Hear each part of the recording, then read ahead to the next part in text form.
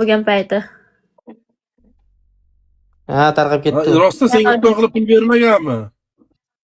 Uni men bir tiyinni qo'llamaganman. 100 ming olmaganmisan? Bir tiyin olmaganman qo'limga. Hammasini bankaga berib qo'ygan. Qancha pul yig'ilgan ekan?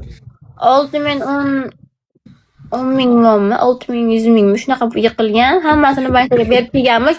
Men telefon qildim davazga. Aka, endi so'rashga haqqim bor-ku. Men uchun bola uchun yig'ilgan u narsa. Aka, qancha yig'ilgan, qanchasini shuni tashab unaqa qilgansizlar deb aytayapman. Men so'kib tashayapti. Boyagi xotin bilan gaplashganda nerishdi asabiy buzilib telefon gaplashgan-ku. Xuddi ana shunday men bilan gaplashdi. O'sha yerda qarovchi kimdir bitta ayol bilan Setora bilan urushdi, bitta bola kirib kechagi zalda o'tirgan payt. Alloh biladi, o'zi bilan sirlarini olib ketdi. Shunday xojona shunday. Men xojona kecha bitta vrach bilan gaplashdim-da, bitta vrach menga telefon qilib aytayapti-da. Karyadamisan deyapti, yo'q desam, boyagi qiz bor-ku deyapti.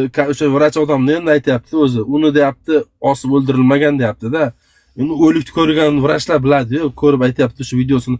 U kesilib yorilgani deyapti. Tamoznada O'zbekiston o'tayotgan payti pol ichini yorib ochib olaveradi uni deyapti. Mana bo'yni qismi deyapti, uni paylari cho'zilmagan deyapti. Uni paylari deyapti, cho'zilish kerak deyapti. Mana bir xil bunaqasi uchburchak simondan osilish, uchburchak simondan mana qizarish kerak bo'yin deyapti. Koreyada qonun yo'q deb qonunga gap emas. Tushunmayapsizlar. Bo'g'ilmagan deb aytilyapti, tushunasizlarmi? Здесь ekansan o'raj. Büyünamiga skidin nahyana. Skiysan kim bo'lsang ham. Qo'ying. Avaz qayimchilarmi yo'q? Koreyada qonun yo'q, men javob beraman. To'qmat qilsa, shuni olib borib ushonib tiqib qo'yaman. Habiy qilasan deb qaytarib oladi. Yolg'onchilarning gapiga. Habiy qilasan deb qaytarib. To'qmat qildi, yolg'onga 100% ishonan Koreya. Assalomu alaykum. Assalomu alaykum. Va alaykum assalom. Habini onasini nomidan davernis olgan qiz qo'l qo'ygan, ash qizda ayb. Qaysi? Chunki har qanaqa o'likka yo otasi yo onasi yo yaqini agar jinoyat shubha bo'lsa, jinoyat shubha qilingan bo'lsa, o'sha yaqini e'tirozim yo'q, da'voyim yo'q deb qo'l qo'ymaguncha davlat tekshiradi uni, har qanaqa o'lik. Oldin ham bitta bola o'zini osti deb katta pul bilan yo'qotib yubordi u bolani. O'zbekistonga jo'natib yubordi, sirazi uydagi o'lik deganlar chaqiryapti, sirazi ko'tini yopib yubordi, xo'p-ku.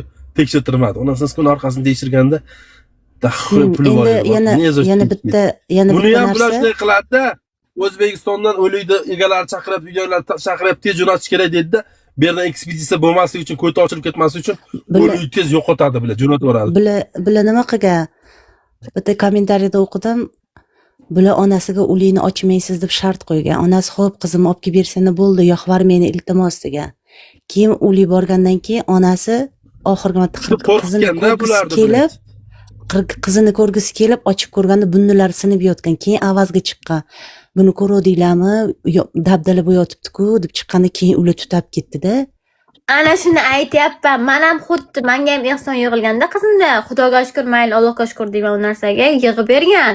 Men telefon qilib qancha yig'ildi, qanchasini ishlatgansan deb so'raganimda tutab ketib, men bilan urushgan avaz bo'ladi. Yana chiqsa ham Xudoga shukr deyman, aniq ovozda xabarim. Yana bitta eng hali hech kim e'tibor bermagan tarafi,